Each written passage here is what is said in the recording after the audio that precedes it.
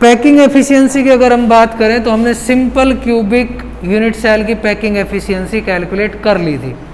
तो simple cubic में आपने देखा था जो पैकिंग एफिशिएंसी हमारे पास आई थी, packing efficiency of simple cubic,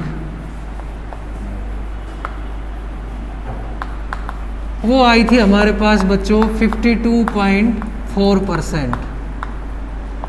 this is the packing efficiency of simple cubic unit cell. तो नेक्स्ट अपन कैलकुलेट करेंगे packing efficiency of face centred cubic, FCC. Packing efficiency of CCP, HCP and FCP. Cubic close packing, hexagonal close packing और face centred close packing. ठीक है, तो ये जो close packing है इन तीनों के अंदर एक ही टाइप का पैटर्न होता है, मींस इन तीनों की पैकिंग एफिशिएंसी हमारे पास इक्वल ही आती है। तो हम क्या करेंगे, सबसे पहले वही डायग्राम ड्रॉ करेंगे कि बच्चों ये है हमारे पास एक यूनिट सेल। ध्यान से समझना है आप लोगों को, क्योंकि यहाँ पे थोड़ा मिस्टेक होने के चांसेस रहते हैं। ये हमारे पास हो गई simple type of unit cell in which the particles are present only at the corner।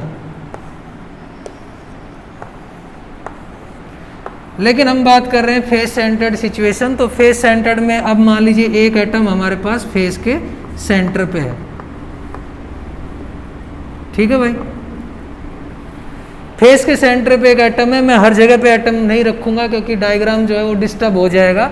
तो अपन इसके एक फेस की बात करेंगे कि एक फेस कैसे होगा। देखिए ध्यान से, इसका जो कोई भी फेस ले सकते हैं आप। अपर फेस की बात कर रहे हैं, फ्रंट की कर रहे हैं, बैक, लेफ्ट, राइट की, कोई सा भी फेस ले सकते हैं। समझ रहे हो? तो मान लीजिए मैं एक फेस को, इस अपर फेस को ड्रॉ कर रहा हूँ। तो अपर फेस कैसे होगा, यहाँ पे एक एटम यहाँ होगा, दूसरा एटम यहाँ होगा, तीसरा एटम जो होगा वो हमारे पास इस तरीके से, ये फोर्थ और ये फिफ्थ एटम होगा। जैसा आप देख पा रहे हैं मैंने क्या किया, इसका ऊपर वाला सरफेस जो है उसको इस तरीके से ले लिया है, जिसके अंदर एक एटम ये है। तो ये एटम आपका यहाँ पे है। मैं इसको थोड़ा समझाने के लिए इस तरीके से कर देता हूँ। ये फेस सेंटर का एटम है और एक एटम ये हो गया, ये आपका इधर है। ये एटम इधर की साइड में है और ये आपका लेफ्ट साइड वाला और ये आपका राइट साइड वाले फेस पे इस तरीके से प्रेजेंट। तो हम क्या करेंगे, इनके सभी के सेंटर को मिला देंगे, मैच करेंगे सभी के सेंटर को। तो हमारे पास इस तरीके से पैटर्न बनेगा। मींस इस यूनिट सेल की एज लेंथ जो होगी वो हमारे पास ए एज लेंथ होगी। अगर अपन इस एटम की रेडियस की बात करें, पार्टिकल की रेडियस, तो हमारे पास आर होगी। इसको अपन ए नाम दें, इसको बी दें और ये हमारे पास सी होगा। तो जो ए और सी डिस्टेंस होगी बेटा, जो ए और सी के बीच की जो दूरी होगी वो हमारे पास कितनी होगी, आप देख रहे हैं 1r, 2r, 3r and 4r। ठीक है, ये थोड़ा मैथमेटिक्स है कि यहाँ पे जो AC डिस्टेंस है, AC is equal to 4r। आप देख पा रहे हो, आसानी से दिख रहा है यहाँ पे कि एक r तो इसका होगा, 2r ये होंगे और एक r ये होगा। तो हमारे पास टोटल जो AC आ रहा है that is equal to 4r। ठीक है, अगर मेरे पास ये डिस्टेंस, मैं इसको इस तरीके से भी ड्रॉ कर रहा हूं, ये डिस्टेंस मेरे पास a है, ये मेरे पास a है, तो ये कितनी आएगी, √2a। क्लियर सभी को? a का स्क्वायर प्लस a का स्क्वायर का under root is equal to 2√a। ठीक है, तो अगर अपन इसकी पैकिंग एफिशिएंसी का फॉर्मूला लगाएंगे तो पैकिंग एफिशिएंसी का फॉर्मूला तो वही रहना है। क्या होता है हमारे पास, packing efficiency is equal to volume of sphere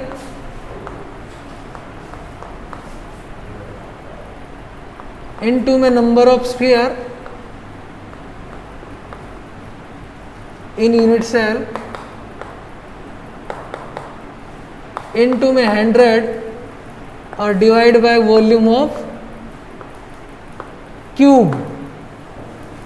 ये जो क्यूब है इसका वॉल्यूम, वही फॉर्मूला है जो हमने वहां पे यूज किया था। तो हमें दो चीज़ों की जरूरत पड़ेगी, एक तो वॉल्यूम ऑफ स्फीयर और एक volume of cube. Volume of cube आप सबको पता है ए क्यूब होता है, और वॉल्यूम ऑफ स्फीयर अपने पास क्या होगा 4/3 पाई आर क्यूब। और दूसरी जो बात आती है वो हमारे पास कि इसके अंदर कितने एटम्स प्रेजेंट होंगे या कितने स्फीयर्स प्रेजेंट होंगे इस यूनिट सेल के अंदर। बताइए एफसीसी के अंदर जेड कितना होता है, Z = 4। तो आपने बताया कि इसके अंदर टोटल नंबर ऑफ पार्टिकल जो होंगे वो 4 होंगे। तो अब हम देखते हैं, तो हम क्या करेंगे, packing efficiency = volume of sphere that = 4/3 pi r cube into में नंबर ऑफ स्फीयर, कितने स्फीयर है 4, और इसको अपन डिवाइड कर देंगे वॉल्यूम ऑफ क्यूब से। वॉल्यूम ऑफ क्यूब क्या आएगा बच्चों, ए क्यूब, और मल्टीप्लाई करेंगे 100 से। तो पैकिंग एफिशिएंसी होगी हमारे पास 4/3 pi r cube divide by a cube. A cube की जगह देखिए अपन क्या रखेंगे कि ये हमारा AC = 4R means √2A = 4R and A = 4R divide by √2। अपन इसको लिख सकते हैं √2 × 2 R डिवाइड बाय √2 मीन्स हमने इसको 2 लिया, 2 को हमने क्या किया, डिवाइड कर लिया। ठीक है, मैं दोबारा से भी बताऊंगा। यहाँ पे √2 से √2 कैंसिल हो जाएगा, तो यहाँ पे आ जाएगा अपन 2√2R = A। तो A की जो वैल्यू आई है इसको अपन यहाँ पे रखेंगे 2√2R का क्यूब मल्टीप्लाइड बाय 100। अपन इसको आगे फर्दर सोल्व करेंगे तो ये आएगा हमारे पास 4/3 पाई आर क्यूब, और नीचे आ जाएगा, इसका अपन क्यूब करेंगे तो 8 बन जाएगा, इसका करेंगे तो 2√2 बन जाएगा। 3 टाइम्स इसको मल्टीप्लाई करेंगे √2 को, √2 multiply by √2 multiply by √2 that = 2√2।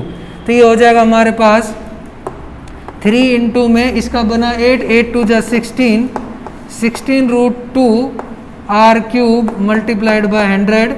R cube से बच्चों R क्यूब कैंसिल हो जाएगा, पाई की वैल्यू अपन पुट करेंगे। ठीक है, 4/3 पाई होता है हमारे पास 3.14, और ये हो जाएगा 16√2, और ये हो जाएगा हमारे पास 100। ये 4 पे जाएगा। इस सारे को मैथमेटिकल अपन कैलकुलेशन करेंगे तो ये हमारे पास कितना आएगा बच्चों, 74%। ठीक है, सारा मैथमेटिकल कैलकुलेशन है, इस सारे को अपन सोल्व करेंगे तो ये आ जाएगा हमारे पास 74%। That is the packing efficiency of CCP, HCP और FCP। ठीक है, इसकी पैकिंग एफिशिएंसी बच्चों मैक्सिमम होती है, हम एक और कैलकुलेट करेंगे बॉडी सेंटर क्यूबिक का, लेकिन इसकी पैकिंग एफिशिएंसी सबसे मैक्सिमम होती है। इसके अंदर अगर अपन एम्प्टी स्पेस की बात करें तो कितना होगा, 26%। अनऑक्युपाइड स्पेस जो मतलब जो भरा नहीं है, जो खाली रह गया, वो हमारे पास कितना होगा, 26%। समझ पा रहे हो? एक बार दोबारा से देख लीजिए, मैं बता देता हूँ। पैकिंग एफिशिएंसी अपन कैलकुलेट कर रहे हैं, फेस के ऊपर पार्टिकल है, एक फेस की सिचुएशन देखेंगे तो पार्टिकल इस तरीके से होंगे। ठीक है, हमने क्या किया, इस फेस का डायगोनल लिया, ये देखिए फेस डायगोनल है, ये अपना A है, ये B है, और ये है C। अब कई स्टूडेंट को यहाँ पे दिक्कत आ रही है कि सर ये दिख तो छोटे बड़े रहे हैं, लेकिन यहाँ पे आपने A और C, क्योंकि 3 डायमेंशन के अंदर है। तो हमने देखा AC अपना आया 4R, तो AC = √2A, √2 = 4R। यहाँ से अपन ने A कैलकुलेट किया जो आया 2√2R, इसकी वैल्यू को अपन रख देंगे इसके अंदर और सारा कैलकुलेशन करेंगे तो हमारे पास आता है 74%। That is the packing efficiency of HCP, FCC और CCP। नोट कर लीजिए। तो नेक्स्ट और थर्ड है बच्चों हमारे पास पैकिंग एफिशिएंसी ऑफ, लास्ट है हमारे पास ये packing efficiency of body centred cubic close packing जो होता है, body centre means particle body के सेंटर में प्रेजेंट है। बॉडी का सेंटर मतलब जैसे अपना ये रूम है, इस रूम के बीच में एक पार्टिकल प्रेजेंट है, ठीक है। तो उसकी पैकिंग एफिशिएंसी अपन कैसे कैलकुलेट करेंगे? तो इसमें थोड़ी कैलकुलेशन थोड़ी सी जटिल है, कॉम्प्लिकेटेड है, आपको थोड़ा माइंड ज़्यादा यूज करना रहेगा। किस तरीके से समझे एक बार। सिंपल सा मैं इसका डायग्राम ड्रॉ कर रहा हूं। ये हमारे पास होगी बच्चों यूनिट सेल,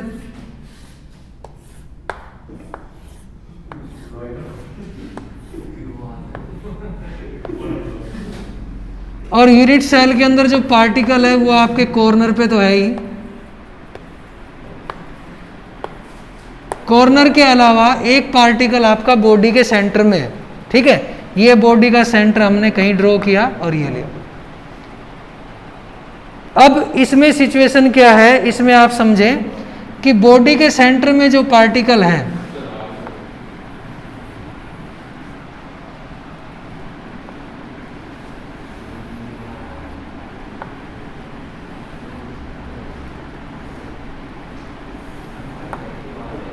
उसमें हम क्या ले रहे हैं, फेस डायगोनल ले रहे हैं, सॉरी बॉडी डायगोनल लेंगे। एक बार ध्यान से देखना कि इसके लिए हमें ये डिस्टेंस पता करनी रहेगी। मैं इसको डॉटेड फॉर्म में दिखा रहा हूं।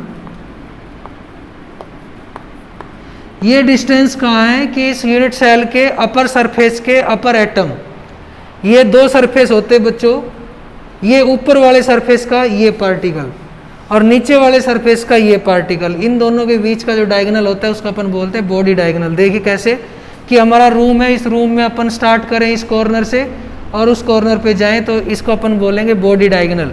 तो मेरा क्वेश्चन है कि बॉडी डायगोनल कितने होते हैं बच्चों? एक यूनिट सेल के अंदर बॉडी डायगोनल कितने होंगे? 1, 2, 3 एंड 4, 4 होंगे हमारे पास बॉडी डायगोनल। समझ पा रहे हो? तो बॉडी डायगोनल की हम बात कर रहे हैं। फेस डायगोनल की वैल्यू कितनी आई थी? देखिए मैं लिख रहा हूं, फेस का diagonal, face diagonal, face diagonal की वैल्यू आई थी बच्चों √2a। आई थी नहीं आई थी? फेस डायगोनल का मतलब इस वैल्यू की बात कर रहे हैं अपन। बॉडी डायगोनल की वैल्यू कितनी आएगी? समझिए पहले कि मेरे पास ये डिस्टेंसेज है, एक डिस्टेंस ये है बच्चों, एक डिस्टेंस ये है, ध्यान से देखिए, ये डिस्टेंस a है, ये डिस्टेंस √2 है, और ये हमारे पास कितनी आएगी कोई भी बताए? ये √2a है, ये हमारे पास a है, और ये हमारा बॉडी का डायगोनल है, और बॉडी डायगोनल को हम इस तरीके से रिप्रेजेंट कर रहे हैं। ये डिस्टेंस कितनी आएगी? ये √3a भैया, a का स्क्वायर प्लस में √2a का स्क्वायर, सिंपल सा है, √2a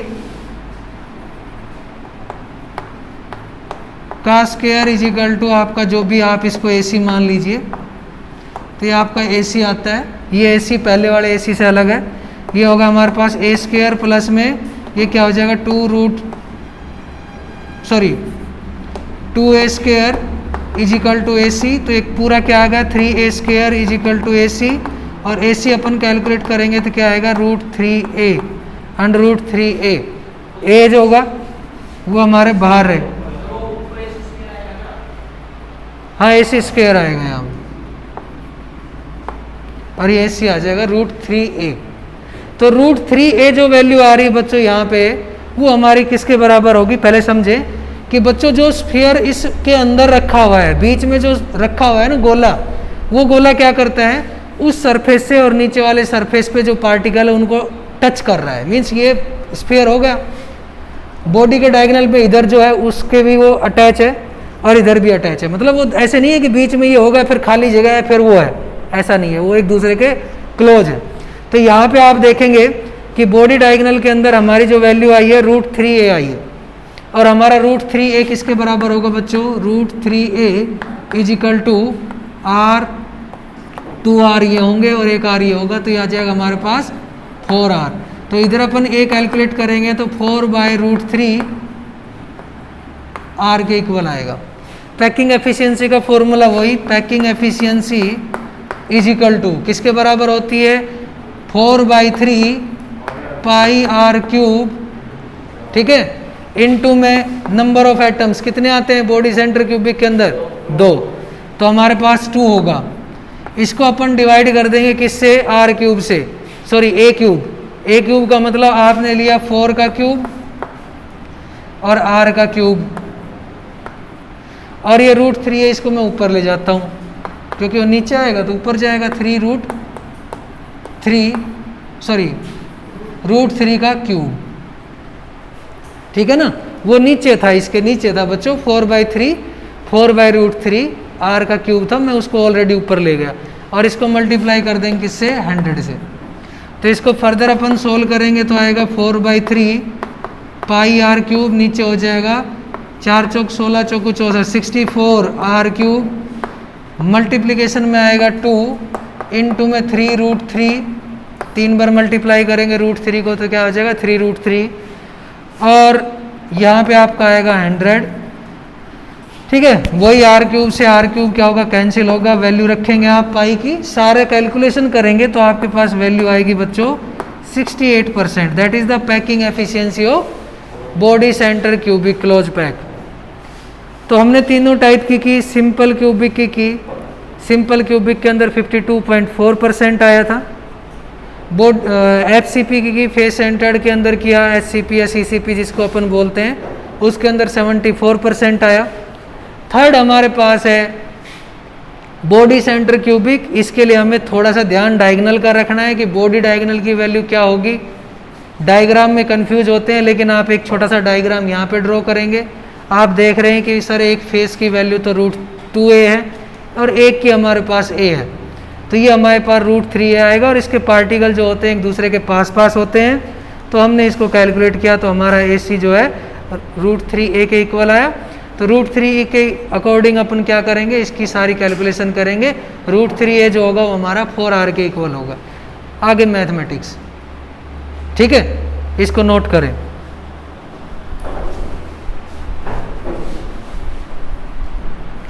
हमें जो याद रखना है यहाँ पे, वो क्वेश्चन को करने के लिए आपको याद रखना है कि what is the relationship between A and R। Relationship between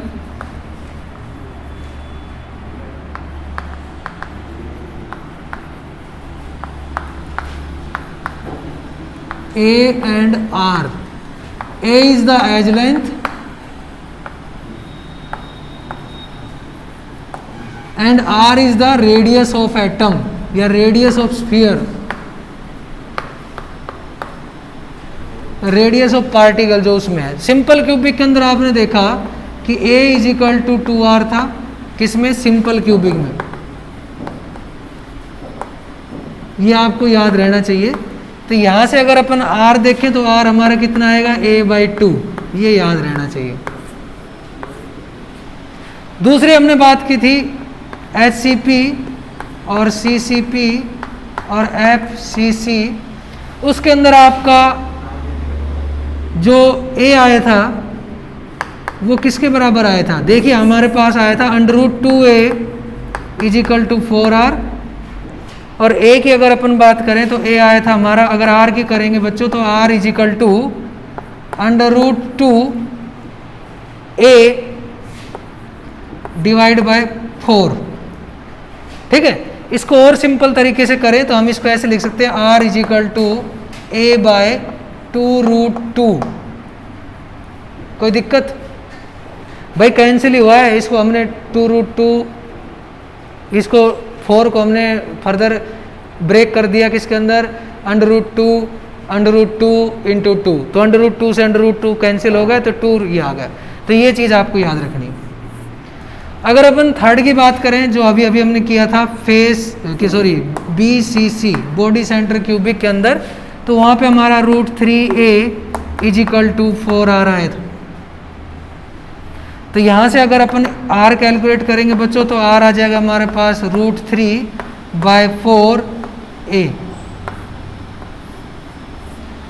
अगर आपको ये रिलेशनशिप याद है तो एक क्वेश्चन आया हुआ है जिसको अपन डिस्कस करेंगे अभी, इसके बेस पे आप कर सकते हैं।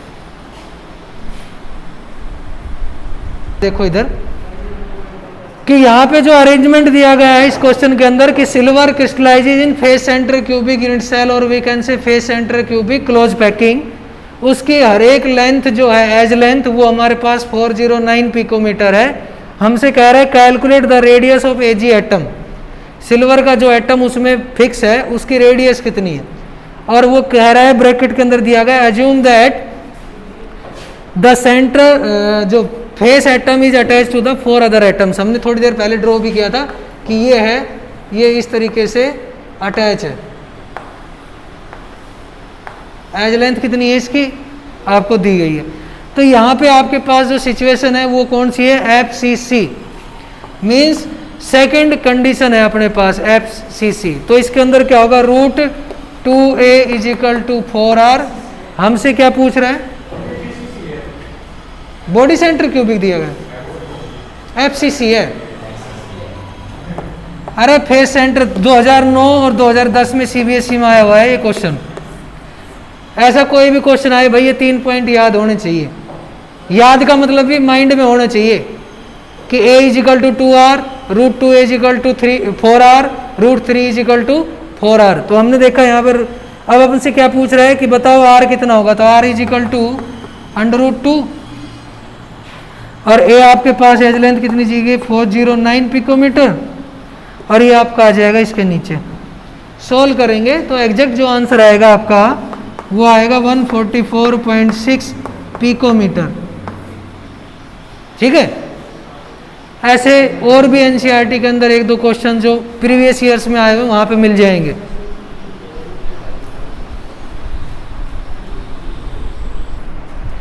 ठीक है, तो क्वेश्चन क्या कह रहा है कि radius of octahedral void, question को समझे, radius of octahedral void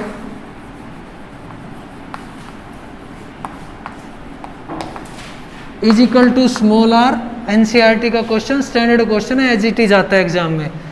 radius of atom capital R या radius of sphere capital R, derive relationship between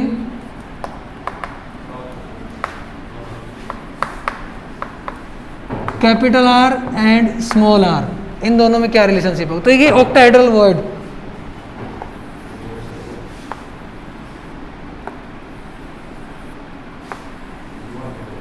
this is the octahedral void.